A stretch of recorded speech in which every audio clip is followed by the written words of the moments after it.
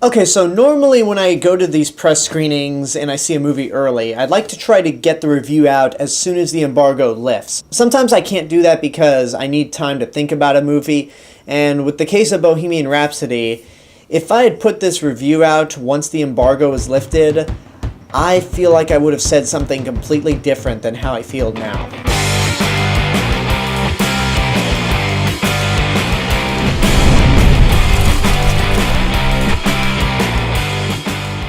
Bohemian Rhapsody is the Freddie Mercury / Queen biopic. It was directed by Bryan at one point, and stars Rami Malek as Freddie Mercury. So there's been a lot of buzz surrounding this movie, some positive and some not so much. The trailers looked really great, and Queen is just one of the greatest bands out there. Not just in rock and roll, but in anything really, because they always try to do something more original, they think outside the box. They've come up with some iconic songs. Obviously, there's Bohemian Rhapsody, which the movie is named after, but then you got stuff like Another One Bites the Dust, which is not really a rock song. We will rock you. And we are the champions, my friends. So they've come up with some memorable songs. But on the other side, this movie is directed by Bryan, and I know he's under a lot of fire right now due to sexual allegations, which I'm not even going to get into because that's not the point of this video. But even with production on this movie, he apparently was a hassle to work with. He and Rami Malek got into a lot of fights on set. There was one point where he didn't even show up to the set, and I believe one of the assistant directors had to fill his shoes until eventually Fox just fired him. They brought somebody else to finish shooting and take care of all the post-production stuff, and yet Bryan gets full directing credit. But despite all the production troubles, is this the biopic that both Freddie Mercury and Queen deserve? Unfortunately, it isn't. If you saw my Stardust reaction from last week, I had more of a positive outlook on this movie than I do now, but even back then, I would not say that this is the biopic that they deserve. It's not terrible, but the biggest word that I can use to sum up this movie is disappointing. But let's talk about the good stuff first of all. Rami Malek is awesome in this movie. Whenever he is playing Freddie Mercury on stage, he is great. He brings in the energy that Freddie Mercury had. He has a great singing voice, unless they dubbed him over, because it sounds so much like Freddie Mercury that it's hard to tell. But he's great, and he might even be up for an Oscar nomination. He's that good, and there are a lot of compelling scenes with him. Then when you get to the rest of the cast, it's pretty good. The actor that plays the lead guitarist for Queen is really good. Great casting right there. But with some of the other band members, you seem to kind of forget them because it is mostly based on Freddie Mercury, and they'll occasionally do little segments that focus on the band as a whole, which leads me into some of the problems with this movie.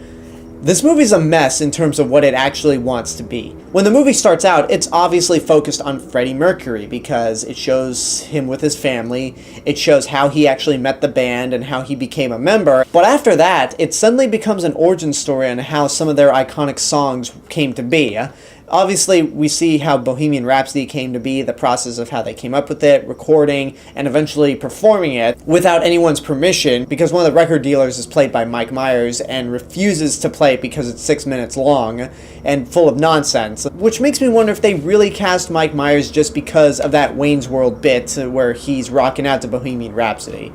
That has to be the reason why they cast him. But anyway, we see the process of that, and then we cut to the Freddie Mercury story, then it's back to the origin of another song, Freddie Mercury, origin song, and they do this several times to where it gets very predictable and kind of messy, because the base of the movie is about Freddie Mercury, but then the movie feels like it's sidetracked by all these segments to show how some of these Queen songs came to be, and while I have no problem with listening to Queen, it just feels rushed, and again, they do it so often that it becomes predictable. Now, one of the big issues I had once I actually did research for this movie was the inaccuracies. I'm not going to say a whole lot, just in case you don't know the Queen or Freddie Mercury story, but I will say there are a lot of parts in this movie that are just straight up lies, so that they do not actually reflect on what happened. It's not as bad as The Greatest Showman, where everything in that movie that's attempting to be a biopic is just pure bullshit. But it is very inaccurate in a lot of points.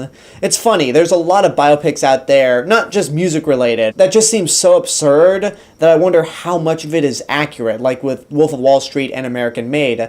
Then when I do research, I realize, oh, most of it, if not all of it, is accurate. And then with this movie, I do research and wonder how much of this story is accurate. And while doing research, I see that, okay, this is bullshit, this is bullshit, this is bullshit, which when you're making a biopic about Queen and Freddie Mercury is kind of low, because again, Queen is one of the greatest bands out there, and Freddie Mercury is one of the most talented singers out there. They deserve a whole lot better than this. And now, the big part of the movie. The thing that this movie is pretty much being sold on, which is the Live Aid concert. If you've seen ads for this movie, you know they are promoting the hell out of this concert, and the fact that you should see it in IMAX if you want to get the full impact of it. To which I say, don't. Do not see this movie in IMAX, whatever you do, because you are doing yourself and the filmmakers a real disservice. Because when it gets to the Live Aid concert, it is horrible CGI, because the entire crowd and stadium is CG. There's an overview shot that pans over the crowd and up to the band. It's just so jarring because of how terrible the CGI is. You see several people within the crowd in different places at the same time, almost like they copied and pasted different parts of the crowd. And when you actually see the band perform in front of the audience, it's so obvious that they're performing in front of a green screen. And I just can't imagine how this would look in IMAX. Because when you watch it on a larger format, you tend to notice things that you didn't notice the first time. And I just feel like if anyone saw this movie in IMAX, it's just going to draw more attention to how terrible the CGI is.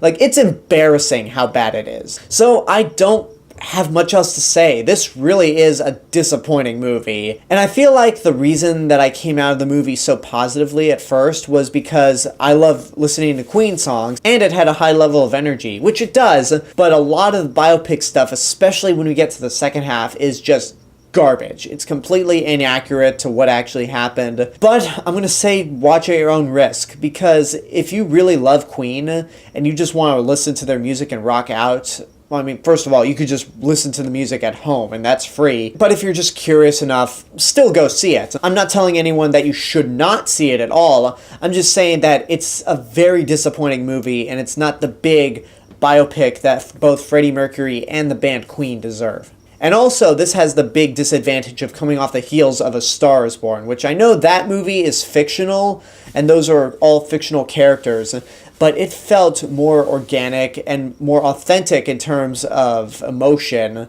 and just caring about what's going on than this movie ever did. So, yeah. Sorry, guys.